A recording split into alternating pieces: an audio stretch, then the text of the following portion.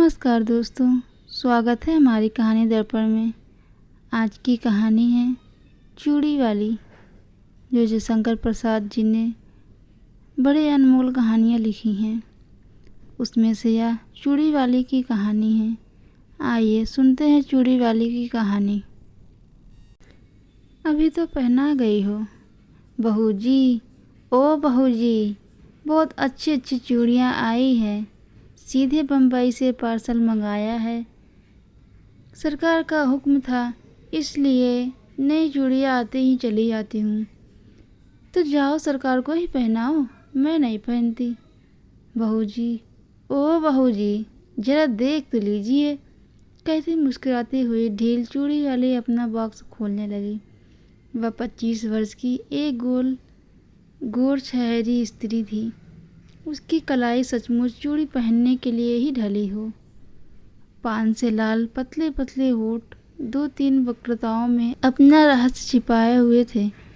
उन्हें देखने का मन करता, देखने पर उन सलोने अधूरे से कुछ बुलवाने का जी चाहता।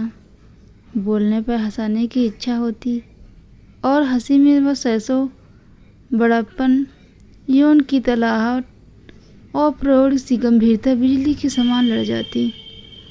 बहू जी को हंसी बहुत बुरी लगती, पर जब पंजों में अच्छी चूड़ियाँ चढ़ाकर संकट में फंसा कर वह हंसते हुए कहती, एक पान मिले बिना चूड़ी नहीं चढ़ती, तब बहू जी को क्रोध से साथ हंसी आ जाती और उनकी तरल हंसी में वह तमन्ना हो जाती। कुछ ही दिनों से चूड़ी वाली आने लगी। कभी कभी बिना बुलाए ही चली आती, मानो ऐसे ढंग फैलाती कि बिना सरकार के आए निपटारा ही ना होता। यह बहू जी को असहाय हो जाता। आज सबको चूड़ी वाली फंसाते देखकर बहू जी झल्ला कर बोली, आजकल तुम्हारा दुकान में ग्राहक कम आते हैं क्या? ओहो बहू जी, आजकल खरीदने की धुन में ज़्यादा रहती हूँ, बेचती हूँ कम। इतना कहकर कई दर्जन चूड़ियाँ बाहर सजा दी। सिलिपरों के शब्द सुन पड़े। बहू जी ने कपड़े संभाले और ढील चूड़ी वाली बालिकाओं के समान मुँह व सिर टेढ़ा करके, यह जर्मनी की है, यह फ्रांसीसी की है, यह जापानी की है, कहती जाती थी। सरकार पीछे खड़े मुस्कुरा रहे थे। क्या रोज नई चूड़ियाँ पहनाने के लिए इन्हें हुक्म मिला है? बहू ने गर्व से पूछा।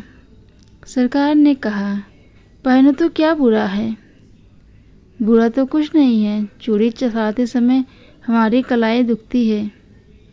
चूड़ी वाली ने सिर नीचा किए कनखियों से देखते हुए कहा, एक लहर सी लाली की ओर कपोलों की तरह दौड़ रही है। सरकार ने देखा, एक लालसा भरी युक्ति व्यंग कर रही है। हृदय में हलचल मच गई। घबरा कर बोले, ऐसा हो तो न पहनाएं। भगवान करे रोज पहने। चूड़ी वाली आशीर्वाद देने लगी। गंभीर स्वर में प्रौढ़ के समान बोली, अच्छा अभी जाओ। सरकार और चूड़ी वाली दोनों की ओर तो क्या मैं लौट जाऊं? आप तो कहती थी कि ना सरकार को ही पहनाओ, तो जरा उनसे पहनने के लिए कह दीजिए। निकल मेरे यहाँ से, कहते हुए बहू जी की आंखें तिलमिला उठी। सरकार धीरे से निकल गए। अपराधी के समान सर नीचा किए चूड़ी वाली अपनी चूड़ियाँ बटोर कर उठी। हृदय की धड़कन में अपनी रहस्यपूर्ण विश्राम छोड़ती हुई चली गई। चूड़ी वाली का नाम विलासिनी था। वह नगर की एक प्रसिद्ध नर्तिका की कन्या थी। उसके रूप और संगीत कला की सुव्याख्याति थी। वैभव से कम थी, वैभव भी कम न था। विलास और प्रमोद प्रख्यात संभाल मिलने पर उनके संतोष न था। हृदय में अभाव खटकता था। वास्तव में उनकी मनोवृत्ति उनके व्यवसाय के प्रतिकूल थी। उन्हीं दिनों सरकार के रूप, यौवन और चरित्र ने उसे प्रलोभन दिया। नगर के समीप बहू विजय कृष्ण की अपनी जमींदारी में बड़ी सुंदर अलाटिका थी। वहीं रहते थे। उनके अनुचर और प्रजा उन्हें सरकार कहकर पुकारती थी। विलासिनी की आंखें विजय कृष्ण पर गड़ गई।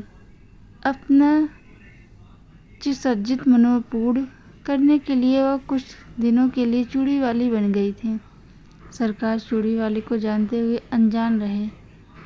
अमेरिका एक कौतुक था, एक खिलवाड़ समझकर उसके जाने आने में वह बाधा न देते। चूड़ी वाली अपने कौतूहलपूर्ण कौशल में सफल न हो सकी, परंतु बहू जी के आज दुर्व्यवहार उसके प्रतिक्रिया उत्पन्न कर दी। चोट खाकर उसने सरकार को घायल कर दिया। अब सरकार उनके यहाँ जाने लगे। विलास रजनी का प्रभात भी चूड़ी वाली के उपवन में कटता। कुल मर्यादा, लोक लाज और जिम्मेदारी सब एक और चूड़ी वाली अकेली। दलान में कुर्सियों पर सरकार और चूड़ी वाली बैठकर रात्रि जागरण का खेद मिटा रहे थे। पास ही अनार का वृक्ष था, उसमें फूल खिले हुए थे। एक बहुत सी छोटी काली चिड़िया उन फूलों पर चोंच डालकर मकरंद पान कर रही थी और केसर खाती थी। फिर हृदय विमोहक कलनाद करती हुई उड़ती थी। सरकार बड़ी देर से उस कौतुक को देख रहे थे और बोले, इसे पकड़कर पालतू बनाया जाए तो कैसा रहेगा? ओह, यह फूल सूंघी है, पिंजड़े में नहीं जी सकती। उसे फूलों का परदेसी जिया सकता है, स्वर्ण पिंजर नहीं। उसे खाने के लिए फूलों का केसर का चारा और पीने के लिए मकरंद पानी ही जुटावेगा। पर इसकी सुंदर बोली संगीत कला की चरम सीमा है। भीड़ में कोई मीड़ ऐसी निकलती होगी, इसे अवश्य पकड़ना चाहिए, जिसमें बाधा नहीं, बंधन नहीं, जिसका सौंदर्य स्वच्छंद है। उस असाधारण प्रकृति कला का मूल क्या बंधन है? चूड़ी वाली अपने अभ्यास के अनुसार समझती थी कि यदि बहू जी के अपार परिणय संपत्ति में कुछ अंश मिल जाता तो क्या हानि है, परंतु बहू जी को अपने परिणय के पूर्ण विश्वास था। वह निष्क्रिय प्रतिरोध करने लगी। चूड़ी वाली ने समझा कि उसकी पूर्ण विजय हुई, पर बात कुछ दूसरी थी। विजय कृष्ण का वह विनोद था। जब सब कुछ चला गया तब विनोद लेकर क्या होगा? एक दिन चूड़ी वाले से छुट्टी मांगी। उसने कहा, कमी किस बात की है? मैं तुम्हारी ही हूँ और सब विभव तुम्हारा है। विजय कृष्ण ने कहा, मैं वैश्य की ही दी हुई हूँ, जीविका से पेट पालने में असमर्थ हूँ। चूड़ी वाली बिलखने लगी। विनय किया, रोई, गिड़गिड़ाई, पर विजय कृष्ण चले ही गए। वह सोचने लगी कि अपना व्यवसाय और विजय की गृहस्थी बिगाड़कर जो सुख खरीदा था, उसका कोई मूल्य नहीं। मैं कुलवधू होने के उपयुक्त नहीं। क्या समाज के पास इसका कोई प्रतिकार नहीं? इतनी तपस्या और इतना स्वार्थ त्याग व्यर्थ है। परंतु विलासिनी यह नहीं जानती थी कि स्त्री और पुरुष संबंधी समस्त अंतिम निर्णय करने में समाज कितना ही उदार क्यों न हो, दोनों पक्षों को सर्वथा संतुष्ट नहीं करा सकती और न सकने की आशा है। यह रहस्य दृष्टि उलझा रखने की कुंजी है। विलासिनी ने बहुत सोच समझकर अपनी जीवनचर्या बदल डाली। सरकार से मिली हुई जो कुछ संपत्ति थी उसे बेचकर पास ही एक गांव में खेती करने के लिए भूमि लेकर आदर्श हिंदू गृहस्थ की तपस्या करने में अपना बिखरा हुआ मन उससे लगा दिया। उसके कच्चे मकान के पास एक विशाल वट वृक्ष और निर्मल जल का सरोवर था। वहीं बैठकर चूड़ी वाली ने पथिकों की सेवा करने संकल्प कर लिया। थोड़े ही दिनों में अच्छी खेती करने लगी। अन्न से घर भरा। भिखारियों को अन्न देकर उन्हें खिला देने का सुख मिलता था उसे।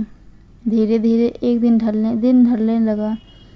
चूड़ी वाली को सहेली बनाने के लिए यौवन का तीसरा पहर करुणा और शांति को पकड़ लाया। उस पथ से चलने वाले पथिक को दूर से ही किसी कला कुशल कंठ की तान सुनाई पड़ती। अब लड़ो ईशानी, अब ना नाचो।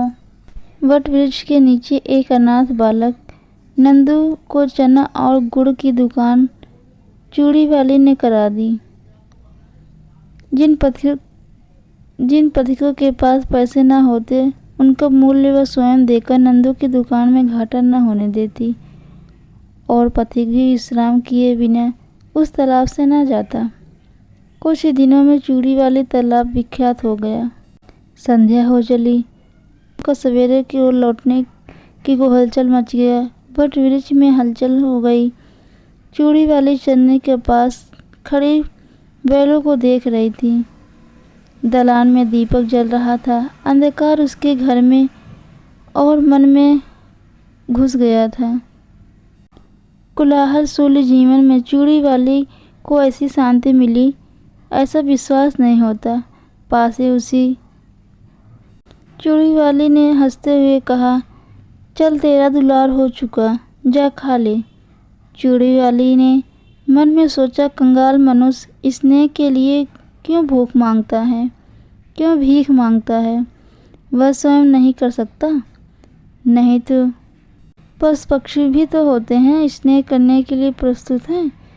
नंदू ने आकर कहा, माँ, एक बटोही बहुत थका हुआ आया है, भूख के मारे जैसे शिथिल हो गया है।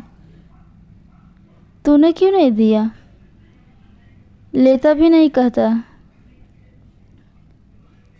तू बड़ा गरीब लड़का है, तुझसे ना लूँगी। चूड़ी वाली वट वृक्ष की ओर चल पड़ी। अंधेरा हो गया था। पथिक जड़ का सहारा लेकर लेटा था। चूड़ी वाली ने हाथ जोड़कर कहा, महाराज, आप कुछ भोजन कीजिए। तुम कौन हो? पहले एक वेश्या। छी, मुझे पड़े रहने दो। मैं नहीं चाहता कि तुम मुझसे बोलो, क्योंकि तुम्हारा व्यवसाय कितने ही सुखी घरों को उजाड़ कर शमशान बना देता है। महाराज, हम लोग तो कला के व्यापारी हैं, व्यवसायी हैं। यह अपराध कला का मूल्य लगाने वालों की कुरुचि और इच्छा का है। संसार में बहुत से निर्लज्ज व्यवसाय चलते हैं, फिर इसी पर इतना क्रोध क्यों?